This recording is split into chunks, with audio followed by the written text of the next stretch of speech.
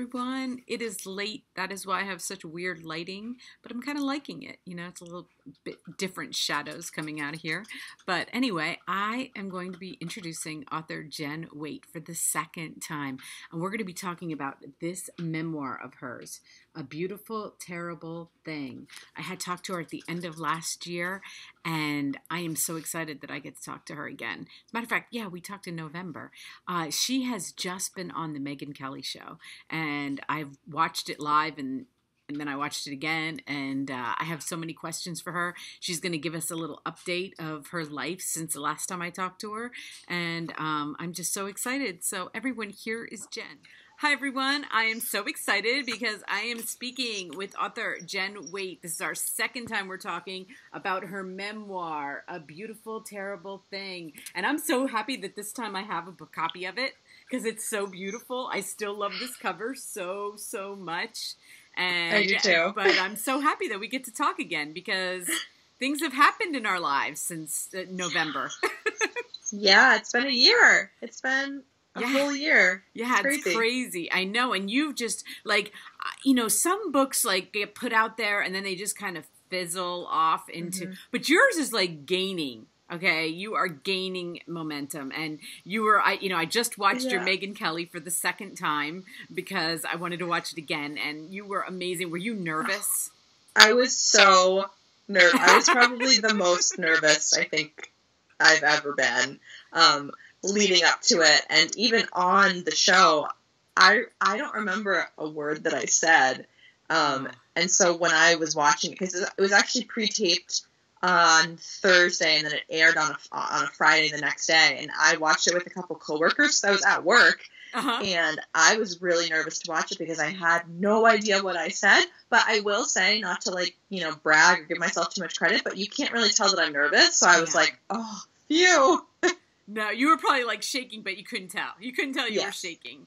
But, I've always loved her. When I know she's not, she's kind of controversial, but back in her Fox days, she used to interview some pretty smart people. And, so she's really calm. You can see how her, when I was watching her, I'm like, oh, she's so good. She's so right there, right. I was just really shocked because I really only...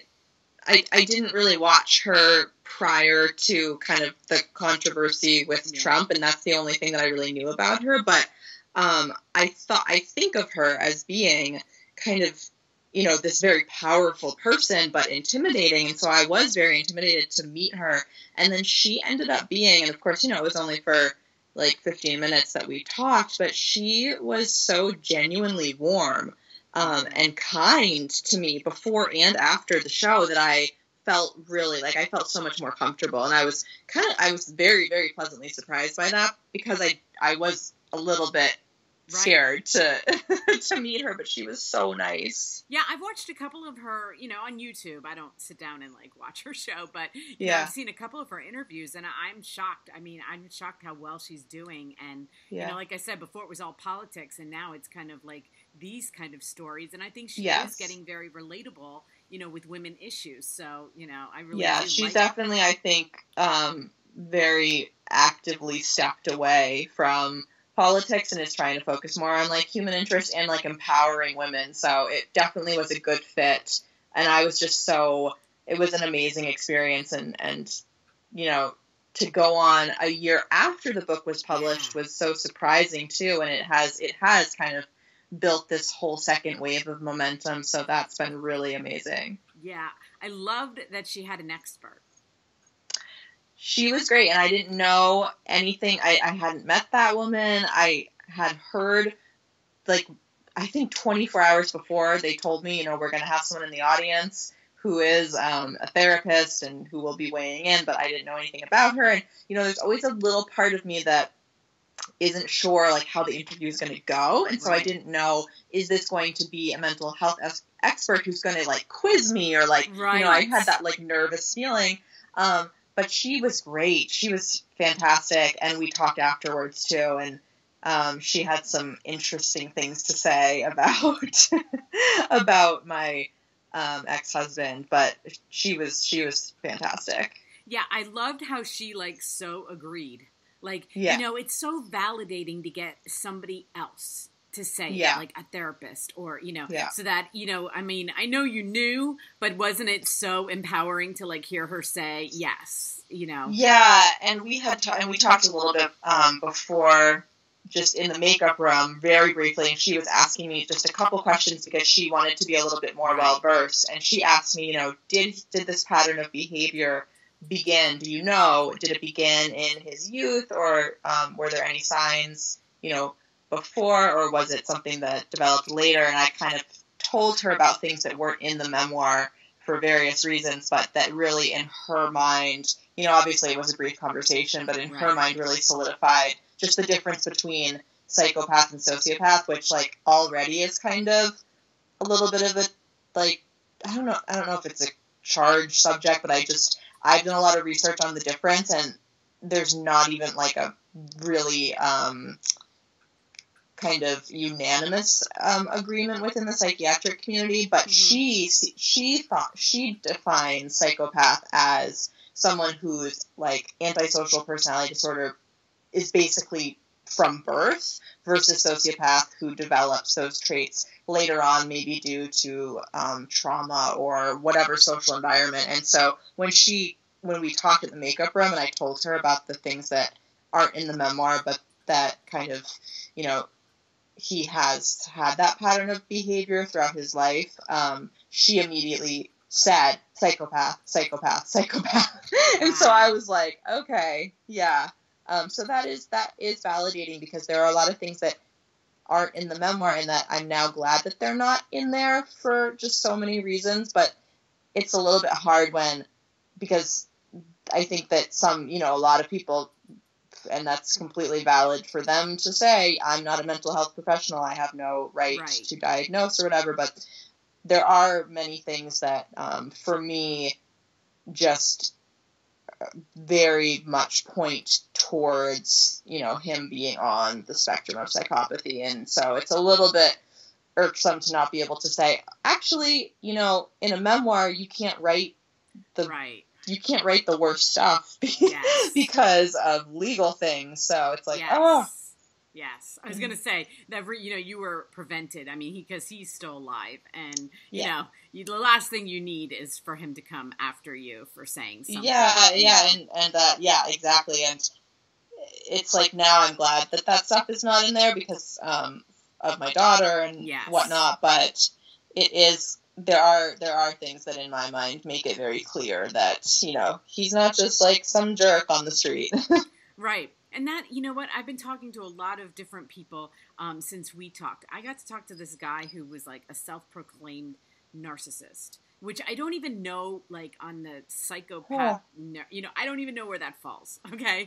But he really enlightened me, because he said that you can't really, it's not that he understands that he is, it's that his therapist told him that he is. And that because he will agree with her, because he trusts her, he has gone on to help people understand the mind of a true narcissist.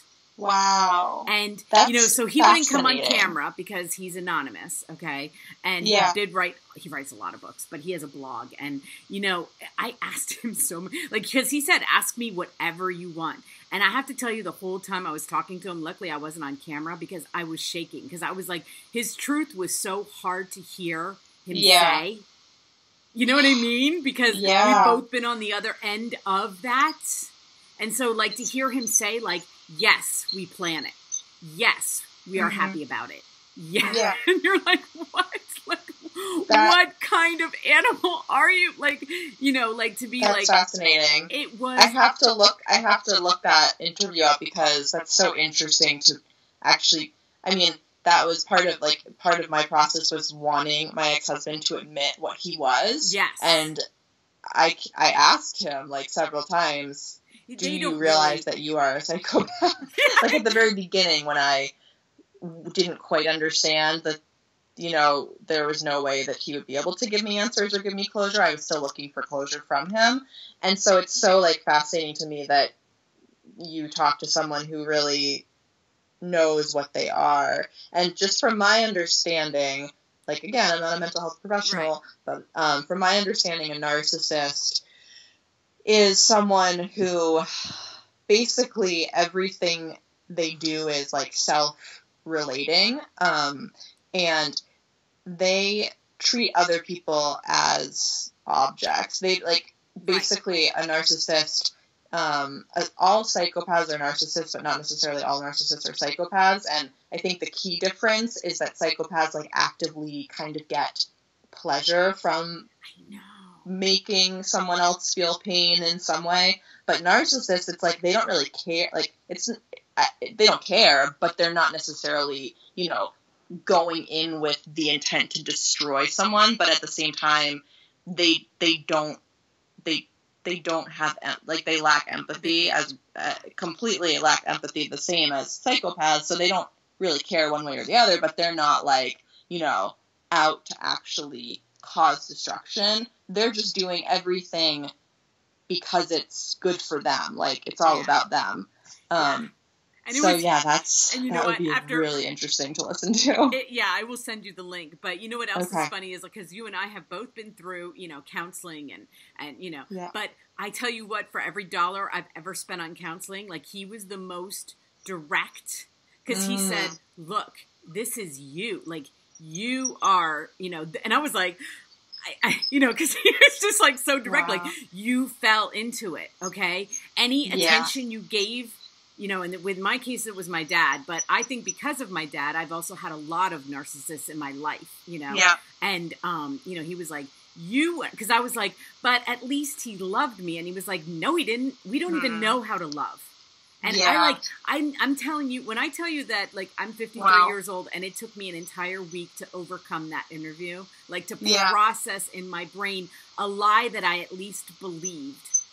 Since he died. You know, it's like I go back to well, at least he loved me. And, you know, I'm sure you did too. It was like, well, at least in the beginning, right? In the beginning, like, he loved me, right? Like, you can't be that crazy. Yeah. You know, until I truly understood, like, clinically what he was. I clung to that. But I just feel like that narcissist man kind of came into your life for a reason. Yeah. You know, to kind of set you free.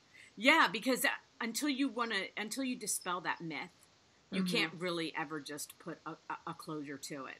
You know, if you're still holding on to pieces of it, you know, then you can't, you know, and you've had way more. I mean, you got real good help and you were able to say, no, you know, like I said, in the beginning, you're like, well, at least he loved me then, right? Like, at least it was back in the beginning. It wasn't just me that felt that, right? It can't just be me. It can't be one way, right? Yeah, and it's so different. I mean, it's so different when it's your parent, because that's completely, you didn't have any choice in that. You are, you know, there was nothing you could do about that. Whereas I definitely had to kind of figure out, and, like, I think this was actually a good thing at the end of the day, because I think I did, like, set myself free sooner than, you know, rather than later, but I really had to think about, why was I vulnerable to that type of personality? Like, why was I really good prey, which is so kind of like sick to think about, but I had to figure that out. And at the end of the day, like,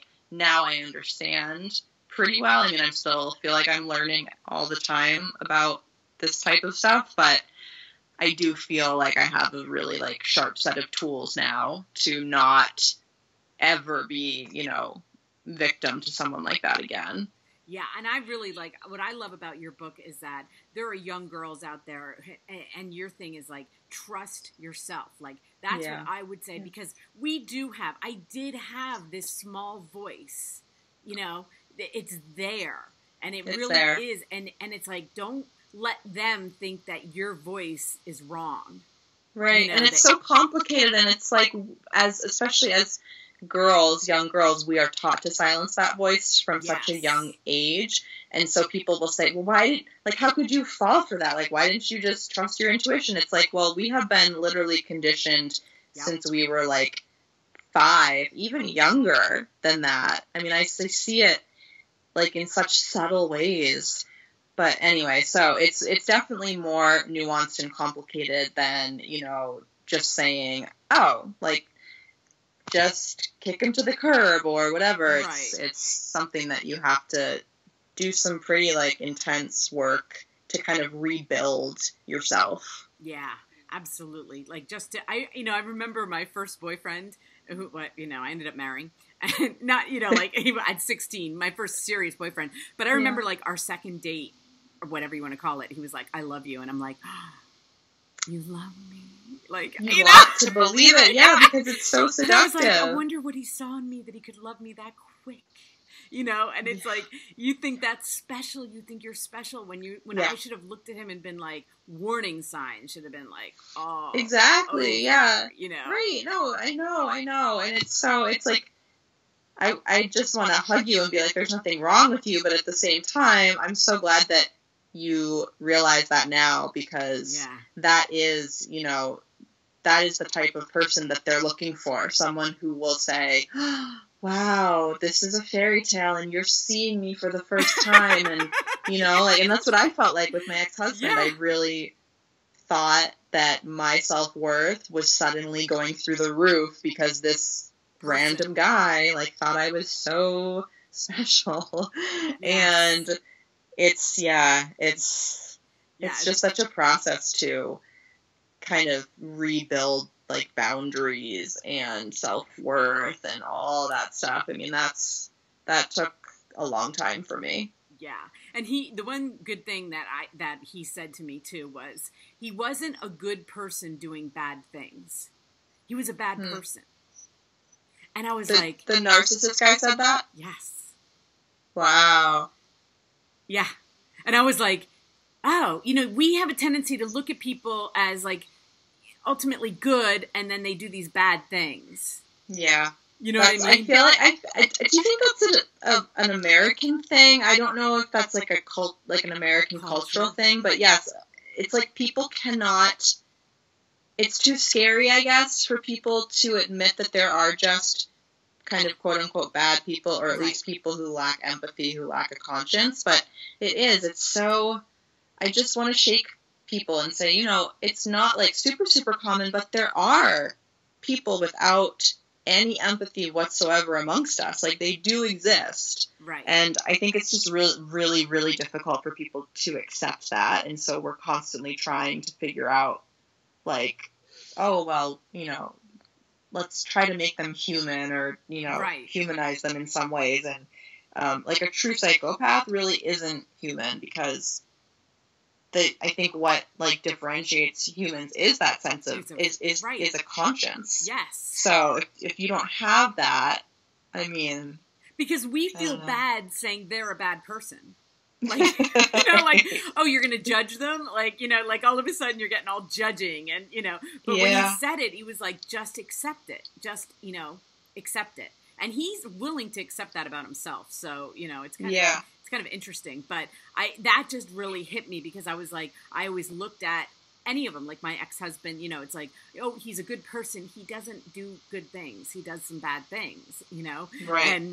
But I mean, with my ex-husband and the way he, my first husband, he cheated on me all the time. And I remember one time, because I remember in your book, like, he was in the military at the time, right? And, like the story. So someone picks up the phone, like, at the main desk, right? And I'm like, oh, can I talk to Corporal so-and-so? And they're like, oh, is this Lisa?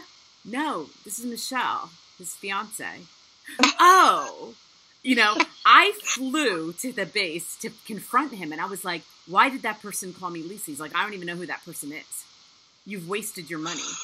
And I was like, he knew who you were, because he said, oh, is this Lisa? Like, and I swear, like, he had me, so he was like, oh, but you're here, so let's have a great time. And, this was also stupid, and, it's such a stupid mistake. And he's like, I don't even know anybody, like, where would I know somebody named like, that's just dumb. And I can't believe you're mad at me because of what he said. Well, you have so many stories like that in the book, but. Right, because it's not only that they're, like, really good at lying, it's that they can also then twist it and make you feel actually guilty for even accusing them of lying in the first place. Yeah, like, you just wasted all your money and you flew here for no good reason, but I'll forgive you for that, so let's just go to dinner. And right, yeah.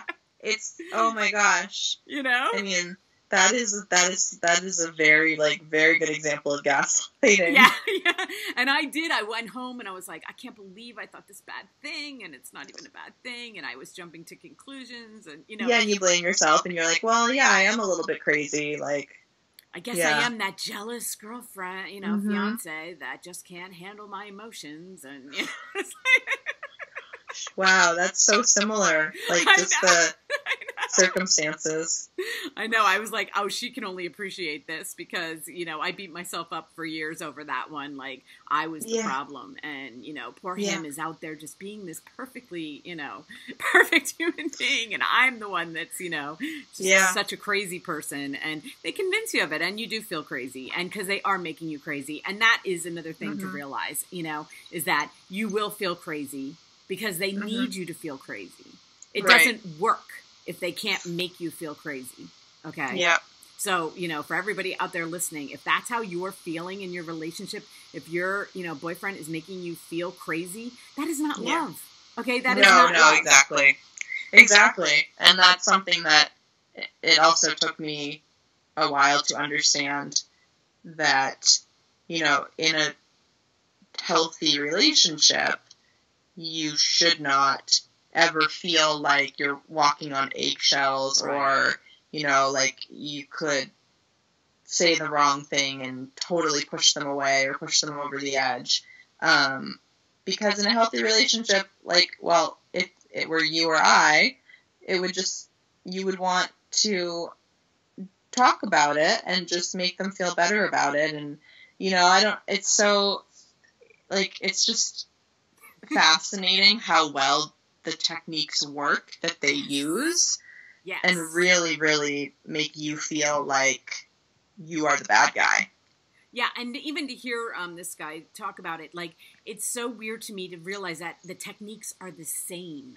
Okay? Right. It's not like, it's like, how do they know? Do they write memos on this stuff? Like, the techniques are the same. There's not, that's why it's so easy if you really pay attention. It isn't that difficult to see that you're with somebody like this, because it's not, you know, if you go on the internet, they'll give you, you know, I've gone through those. I'm sure you have. Like, you go through all the differences. It's like, even the messages that I get, a lot of the messages that I get now from other women say that their ex-partners have used, like, the exact same phrases as my ex-husband. Right. And it's just eerie, because it's, like, down to the sentence level or the word level, they're the same. And it's like, do you have a handbook?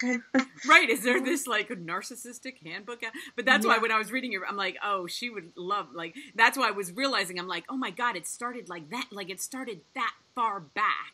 Right. You know? Yeah. Never mind, I went on to have 3 children with him, okay? But it all, like, it went that far back, and I didn't even see until one day, all of a sudden, it really does. A light bulb does go on. Yeah. Hopefully. I mean, you had your awakening. I had mine. I mean, and then you're like, no, anything you say is a lie. I'm not going there anymore. So, you know, that's the good thing. Unfortunately, it takes a little bit, but hopefully with, you know, people like you who are out there, I was so happy that you got to be out there speaking on this. And, you know, it's like, I want, you know, there's just needs to be a voice for younger women, and, you know, like, it can stop sooner, and they don't have to waste 20 years. It's just more terrifying than, like, it's not even really about necessarily heartbreak or breaking up.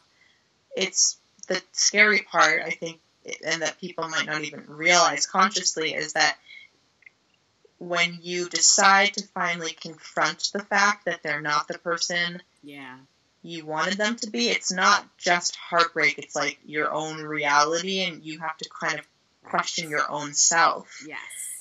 And that's the really scary part, to be like, wait, so also, like, my belief systems, I need to just completely trash them, pretty much.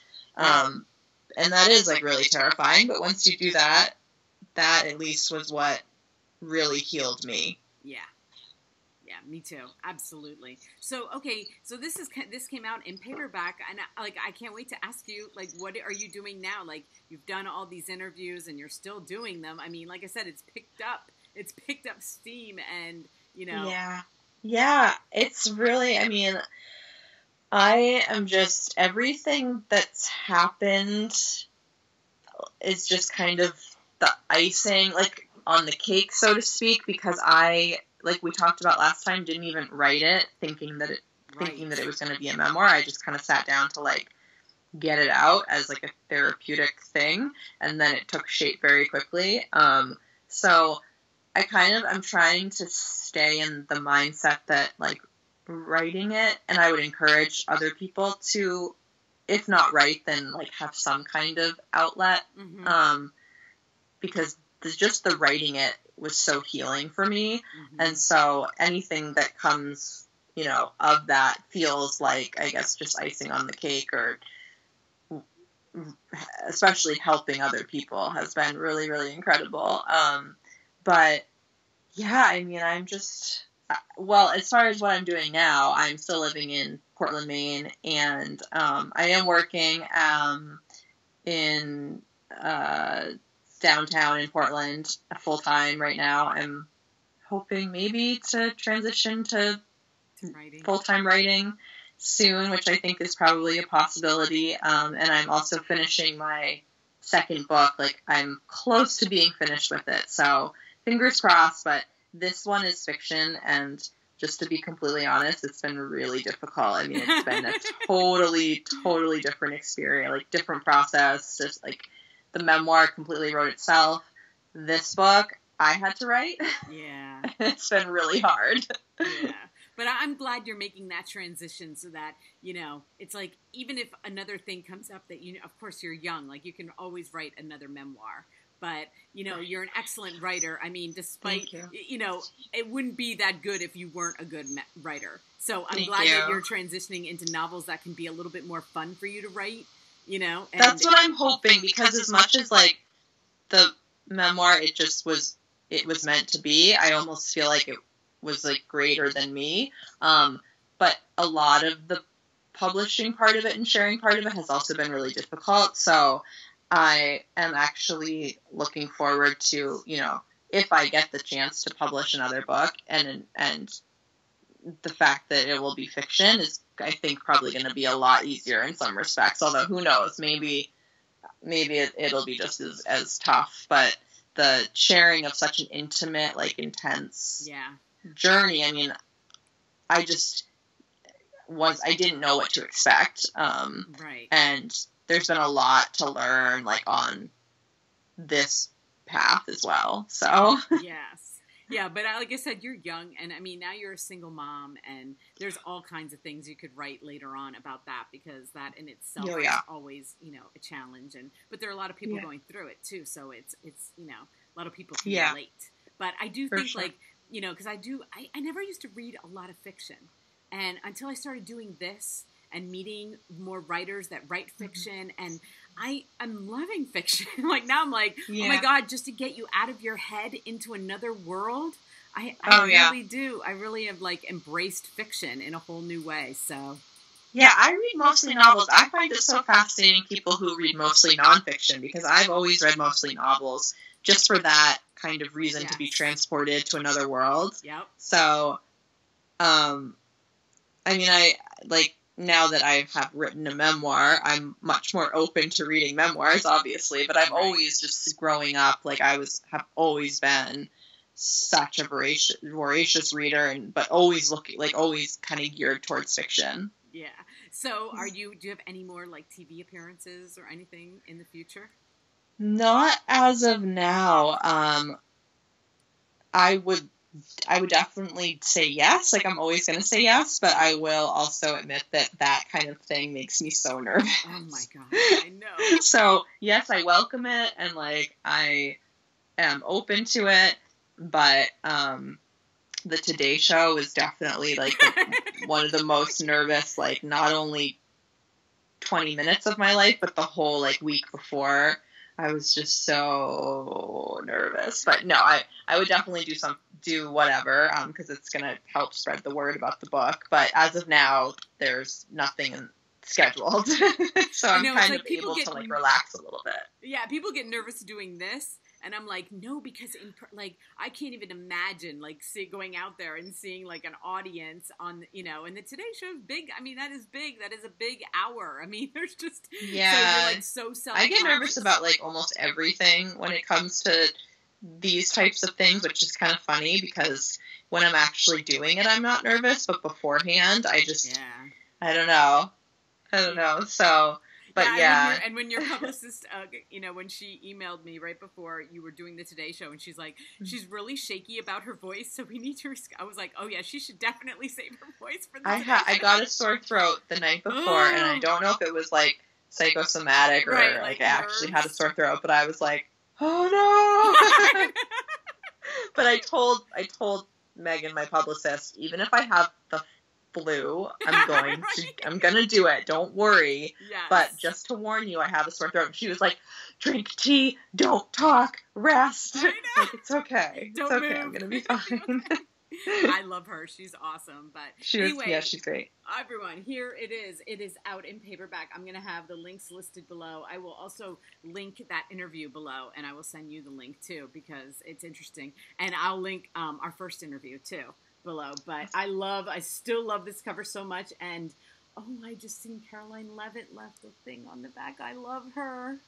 I have I have the book in my car for some reason, and I looked down at the floor actually today on my way home, on my way to pick up my daughter from daycare from work, and I just glanced, and I thought there was a butterfly in my car because it looks so real. I mean, they just did such a beautiful job. Oh my gosh, they did such a beautiful job. This is like one of my all-time favorite. And I'm going to give it away, everyone. So we will have that, too, on Instagram. But, I mean, it's so beautiful. But I can't wait for your novel. So you know where to find me, okay? I will read it. I'll read it early. Okay, so that's the deal. So if I get my novel published, then we'll talk again. Yes, absolutely. So we don't have to say goodbye. But anyway, thank you. I'm so happy that we got to talk again. I really, it was such a big event. I was so happy for you. I saw it. I don't even know where I saw it. Maybe somewhere. Maybe she publicized, who knows. It was out there that you were going to do this. And I was like, oh my God, she's going to be on. I was so excited for you. So, Thank you. Anyway, thank you. But yeah, thank you for, talking so late. And we will chat again. Yeah, well, we have to find the time when there's a toddler involved. That's right. That's right. We will. I don't care. Toddlers are great. They love to be on camera, and we'll let her be on camera. I actually thought about it when I was having trouble putting her down tonight. Yeah. I actually thought about, like, maybe I should just let her stay up, but it could have just gone so wrong. Well, anyway, thank you. Have a great night. Thanks, you too. Okay, bye-bye. Bye. Hi, everyone. Thank you for watching. As you can see, it got progressively darker in here, but you know what? I don't care. I kind of thought it looked good when I was on camera with her. I don't know. We'll see. I was like, you know what? This could be a thing. I could be in the dark and can't see as many wrinkles. But anyway, guys, isn't she awesome? I love her so much, and I'm going to have the link to that Today Show interview below so you can see it because she did do an amazing job, and she looked so beautiful. But here is, look at this. Look at that cover. What a great cover. Anyway, thank you, Jen. Thank you, Megan. Thank you for watching, everyone.